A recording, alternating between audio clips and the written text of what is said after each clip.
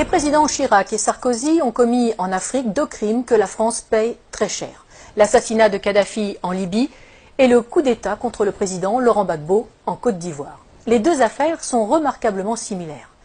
Pour résumer, dans les 2 cas, un président français en exercice a sciemment utilisé la force militaire française contre un pouvoir légitime d'un État tiers pour imposer un régime plus favorable à des intérêts privés et, semblerait-il, également pour éliminer des preuves de financement occulte de campagnes électorales françaises. Et ce sont les populations tant françaises que libyennes ou ivoiriennes qui en paient le prix humain, financier, sécuritaire et démocratique. C'est le cadre général tant en Libye qu'en Côte d'Ivoire. Sur le cas libyen, nous avons régulièrement sur ce même plateau détaillé les conséquences migratoires catastrophiques pour l'Europe et la France depuis que le verrou libyen a été brisé. Nicolas Sarkozy devra en répondre devant la justice, pour l'instant du seul volet financier qui a conduit à l'assassinat du leader libyen avec la complicité des services secrets français, mais il devra également rendre compte tôt ou tard avec le fauteur de guerre BHL des conséquences mortifères pour le peuple libyen et pour l'Europe.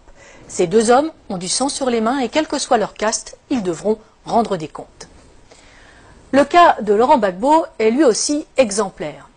Il est socialiste, mais il est surtout francophile, historien, écrivain, catholique, patriote et n'appartient à aucune loge franc-maçonne. Ce qu'il désire plus que tout, c'est que la Côte d'Ivoire se libère de la France-Afrique que nous avons dénoncée dans notre dernière édition. Il veut aller, comme il le dit lui-même, au-delà des discours. Je cite: « Pour l'instant, il n'y a que des discours, tant que les piliers seront debout, la présence de l'armée française, le franc CFA et le choix des présidents, la souveraineté des pays d'Afrique ne sera qu'un leurre et la France-Afrique, la réalité. C'est un anachronisme, un scandale tellement énorme, cette dépendance. » Fin de citation.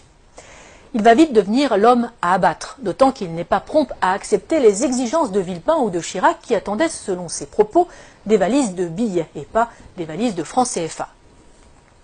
Longtemps opposant à Félix Houphouët-Boigny, emprisonné pour cela par le Premier ministre de l'époque, un certain Ouattara, qui est désormais l'actuel président, il est élu à la présidence de la République de Côte d'Ivoire en 2000 face à Robert Guilly. Dès lors, la France n'aura de cesse de lui faire quitter le pouvoir de gré ou de force. Dès 2002, il doit faire face à une tentative de coup d'État par des éléments armés par le Burkina Faso. Non seulement la France ne le prévient pas de l'attaque, comme Laurent Gbagbo le dira plus tard, bien sûr qu'ils ne m'ont pas prévenu puisqu'ils étaient dans le coup. Mais Michel Alliot-Marie, alors ministre de la Défense de Chirac, refuse de faire jouer les accords de défense pourtant imposés à l'indépendance en 1960 par Paris. C'est une affaire ivoiro-ivoirienne, dira-t-elle.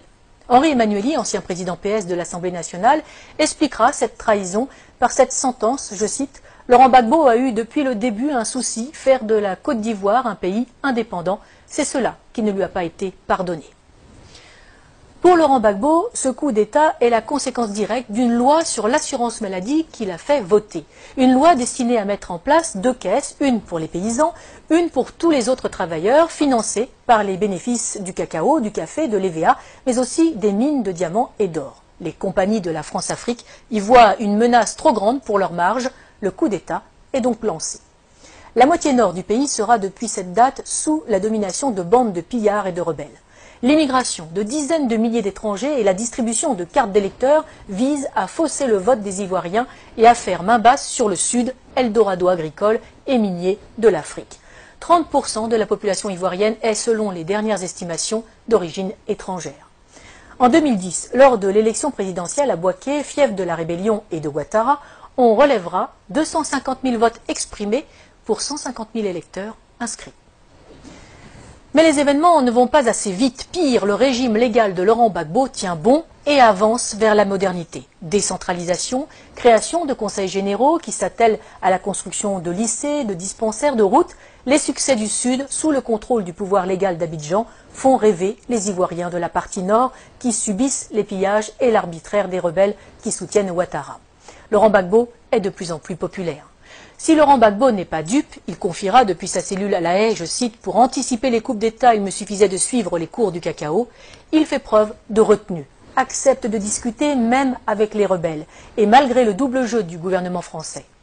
L'ONUCI, l'opération des Nations Unies en Côte d'Ivoire, saluera même le professionnalisme des opérations militaires de l'armée ivoirienne qui ne provoquent aucun dégât collatéral ni victime innocente.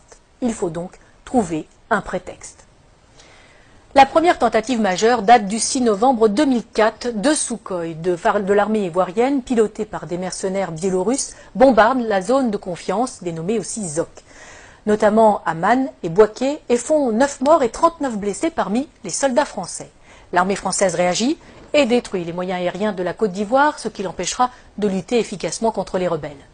La force Licorne doit se lancer à l'assaut d'Abidjan. C'est la dernière partie d'un plan en 4 phases. Un plan qui a si bien réussi en Côte d'Ivoire que la France l'a appliqué en Libye et au Mali. D'abord, un appel à l'aide d'un gouvernement fantoche ou rebelle reconnu comme légal. Ensuite, une première promesse d'aide par l'organisation régionale qui se retrouve vite dépassée. Puis un mandat de l'ONU au nom de crimes contre l'humanité, viols, etc. Et enfin, l'intervention de la France sur le plan diplomatique, économique et militaire pour mettre en place les hommes choisis. Mais en 2004, la dernière partie cafouille. Des informations révélées par Wikileaks et des enquêtes de presse suggèrent une manipulation visant à justifier une action militaire contre Gbagbo. En 2016, la juge d'instruction française Sabine Kéris demande le renvoi devant la Cour de justice de la République, la CJR, des anciens ministres Dominique de Villepin, Michel Alliot-Marie et Michel Barnier, suspectés d'avoir permis l'exfiltration des mercenaires responsables de l'attaque contre les forces françaises. Pour Laurent Gbagbo, les services secrets français ont retourné son chef d'état-major, Mathias Doué, pour une attaque sous faux drapeau afin de légitimer la réaction française. Le parquet général près la Cour de cassation a indiqué n'avoir pas saisi à ce stade la commission des requêtes de la CJR. En 2011, alors que Laurent Gbagbo a remporté les élections de 2010, malgré les quelques 450 000 électeurs fantômes rajoutés dans le Nord, Ouattara et ses amis français décident de forcer les urnes. Ils contestent les élections, mais refusent de recompter les bulletins, qui sont détruits. Curieusement, le premier décompte avait été confié à une société française dont le directeur recevra un contrat de plus de 152 millions d'euros par le gouvernement Ouattara. Le 11 avril 2011, après 10 jours de combats à Abidjan et de bombardement de la résidence présidentielle par les forces spéciales françaises de la force Licorne et l'ONUCI, Laurent Gbagbo est arrêté en compagnie de son épouse Simone par les forces françaises. Ce n'est pas la fin des morts. Des centaines de civils seront arrêtés, torturés et exécutés par les complices de Sarkozy. La famille de Laurent Gbagbo, les militants, les ministres, les professeurs, des fonctionnaires. Autre victime de cet assaut, sans doute l'une des plus belles bibliothèques de livres classiques français de toute l'Afrique, seule richesse reconnue de Laurent Gbagbo et qui sera détruite par les bombes incendiaires françaises, tout un symbole. On peut se douter que les nouveaux maîtres de la Côte d'Ivoire ont mis le pays et les industries en coupe réglée. À commencer par Alassane Ouattara, l'ami intime de Nicolas Sarkozy, de Laurent Fabius et de Martin Bouygues, et aussi, aux surprises, de Georges Soros. Le moindre coupeur de route et assassin du Nord est devenu qui préfet, qui commandant de police, qui chef des armées ou président de l'Assemblée nationale. Les compétences comptent peu, c'est le nombre de fusils à disposition qui prime tout. Mais parlons des Français. Claude Guéant, l'ancien ministre de l'Intérieur et secrétaire général de l'Élysée de Nicolas Sarkozy, a installé une antenne de son cabinet d'avocats à Abidjan, où il fait des allers-retours fréquents pour développer ses affaires et celles de son gendre, Jean-Charles Charqui, devenu conseiller d'Alassane Ouattara. L'ancien ambassadeur de France au moment du putsch est devenu consultant et passe sa vie dans l'ombre de Ouattara. Les chefs militaires de l'opération Licorne sont devenus consultants et se sont vus confier la juteuse modernisation de l'armée ivoirienne. Il ne faut pas non plus oublier les fameuses annulations des dettes africaines. Ces dettes ne sont pas annulées, elles sont en fait privatisées. Les sommes dues et qui ont été payées par les contribuables français sont finalement payées à des entreprises privées du pays créancier pour réaliser des travaux dans le pays créditeur. Travaux largement surfacturés, le plus souvent, les contribuables français sont volés de leur remboursement, les Africains spoliés de leurs investissements. Et généralement, les entreprises favorisées sont dirigées par de grands amis des présidents et ministres en place en France. Ils ne peuvent quand même pas exécuter Laurent Gbagbo, bien que un procès en Côte d'Ivoire, oui, mais sans lui, car il est trop populaire. À la Cour pénale internationale, ce sera mieux, surtout qu'elle est le parfait outil de justice des vainqueurs. Externalisé donc à La Haye pour un procès à charge et inique, le procureur a à sa disposition un budget de plus de 28 millions d'euros. La défense, 76 000 euros.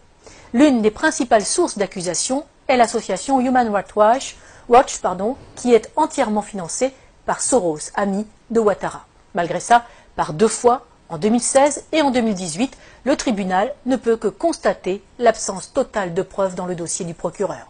Aucun élément de preuve, aucun témoin fiable. Le 15 janvier 2019, Laurent Gbagbo est acquitté par la CPI de la totalité des charges portées contre lui après plus de 7 ans de prison préventive. Il reste cependant en résidence surveillée en Europe. La Belgique lui offre l'asile. Le temps, paraît-il, pour que le procureur puisse faire appel sur de nouvelles bases. Lui, qui n'a jamais réussi à monter un dossier alors qu'il a travaillé main dans la main avec Ouattara et les gouvernements français. Nous n'avons fait ici qu'effleurer ce sujet vaste et complexe qui pourrait servir de trame à une série d'espionnage et de géopolitique.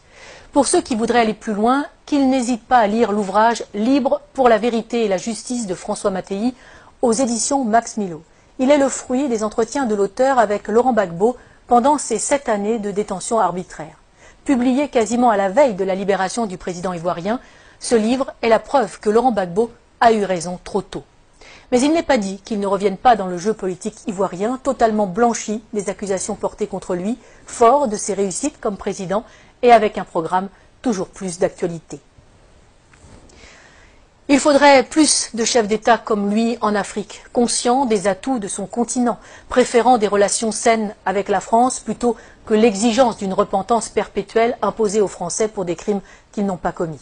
Une repentance qui n'est là que pour cacher le pillage de l'Afrique par des multinationales et imposer une invasion migratoire ruineuse et destructrice pour l'Europe. Défense de l'identité nationale, mise en œuvre d'un patriotisme social permettant de vivre et de travailler au pays, non-alignement, intégrité de ses élites politiques et économiques. Il faudrait peut-être aussi plus de Laurent Gbagbo en Europe.